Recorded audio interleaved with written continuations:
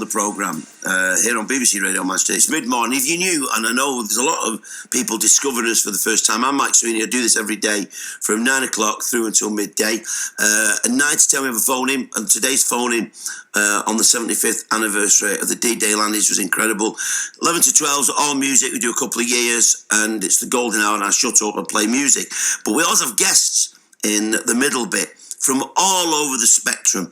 And one of the things that has been a bit of a hobby horse of mine for a while, as opportunity or the lack of them for working class kids, because I'm an old guy now, it don't really matter, I'm all right, but for working class kids to get into the arts, so whether that's acting, whether it's TV, whether it's music, it used to be easy-ish.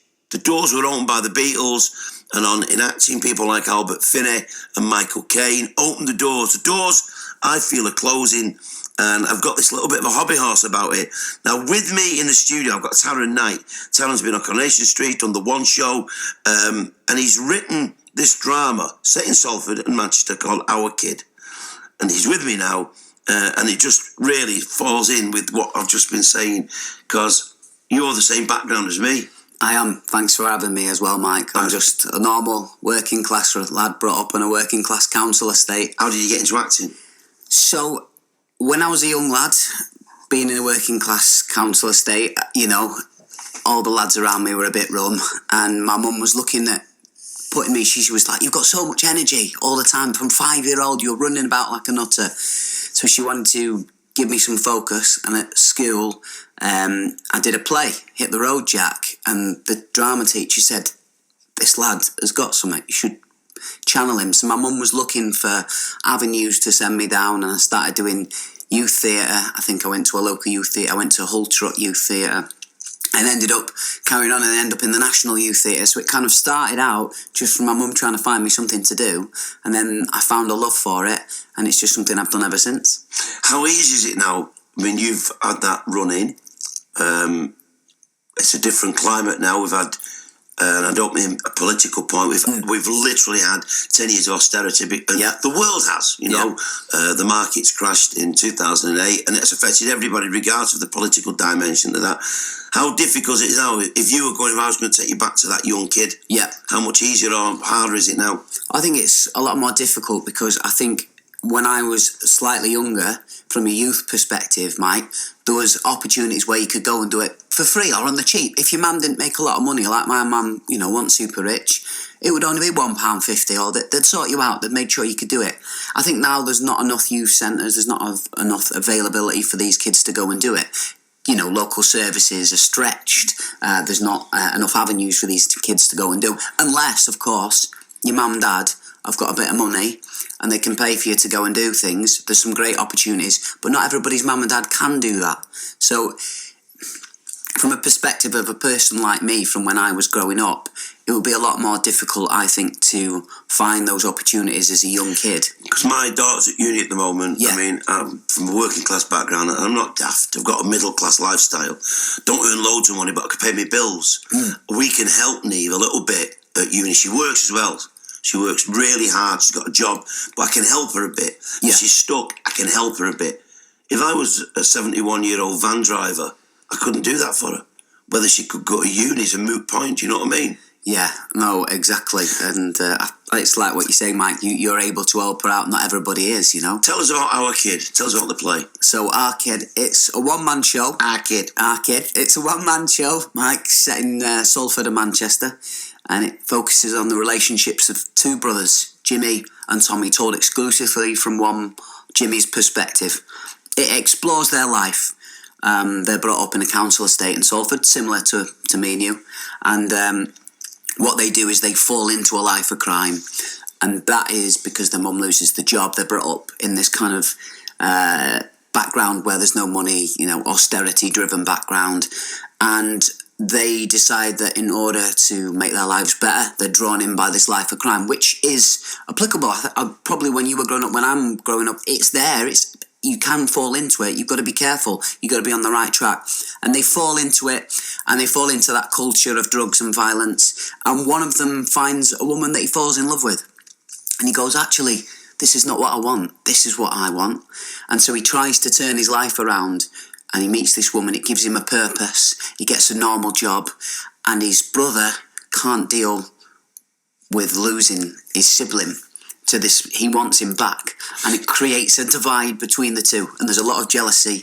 And so I'm not going to say too much because I want the viewers to be able to see it, but it causes Tommy to become jealous and hatch out a plan to try and get his brother back. Not, I would imagine, to the advantage of Mary.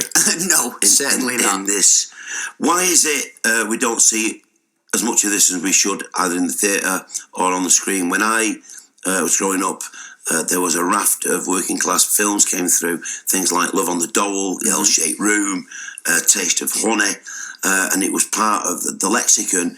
Again, over the last 10 years, that sort of basic roots working class story appears to have sort of drifted away from the screens. Why is that, do you think? Why is this story not being told? I think it's difficult, isn't it? Especially when you're evaluating, like you said, Mike, before, the current climate of where we are, of 10 years of our story. These stories are there, they're applicable, but it's whether or not the mainstream wants to access them and give them to people. I don't think there's an impotence for them to do that. I think it's all sunshine and smiles. It's no coincidence that if we evaluate film, why is every single old good film now being remade? Because, or we get a lot of comic book films, for instance, but you're not seeing any of these new hard-hitting dramas. But if you think about somebody like Shane Meadows, for example, he's doing The Virtues at the moment, everything he does is grounded in that working class. So these stories are available, but it's, are we getting the funding for people to do these stories? I'm self-funding this myself. I've had to save up for 2 years just to be able to put this show on for me. So all this is doing it myself. So is the funding available? Arts Council funding is now cut. And are the directors or people within power and structure, are they wanting to access these stories and give them out? I've been watching The Virtues. It's incredible drama. Amazing. I find it a really difficult watch. It's not easy. No. Yeah, part of me says, no, don't. It's too difficult. And it amazed me that it got commissioned. When I've been looking at it, I think, how did they manage to sell that to the commission editors? It's the first actual full-length play you've written, I think. Am I That's right? right, yeah, that's right, mate. I've written a lot of monologues, a little bit of radio drama. I was in a performance poetry group called Poetry in Motion that toured throughout the UK, and a lot of my poems are very hard-hitting, working-class, gritty. And I had a great script writer because I went to university, and she was saying to me, like, you've got a natural talent for conversation and language in terms of script writing. And I just kind of felt like, I did a lot of different acting bits and bobs and gigs, and I just, in a way, it was, I suppose, the fear of me, can I create something that people are going to come and see and that are going to like? There's always that fear. I think when you're surrounded by stories that are maybe not similar to yours, is my story going to be applicable? And I just thought, you know what, I'm just going to do it. I've got this story in my head, I'm going to write it, I'm going to get it done, and that's what I did. Thursday the 18th, Wednesday the 24th, and Saturday the 27th, and the 31st of July. And it's all those performances at the wonderful King's Arms in Salford on Bloom Street. Wish you all the best for the future. Thank you very much, Mike. Thank you for having me on today, It's been mate. great having you in, honestly, kid. And I really mean that.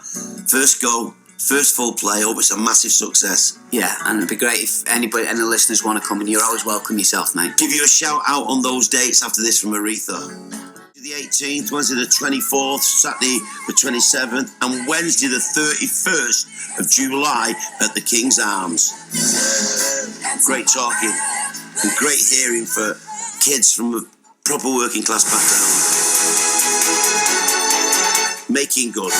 Are we going to make it good? Yes, we are. On the way, I've got 2 years from the history of popular music. Listen to the songs, guess the years, listen to the random question and answer it. On 95.1 FM, digital radio, and BBC Sounds. BBC Radio Manchester.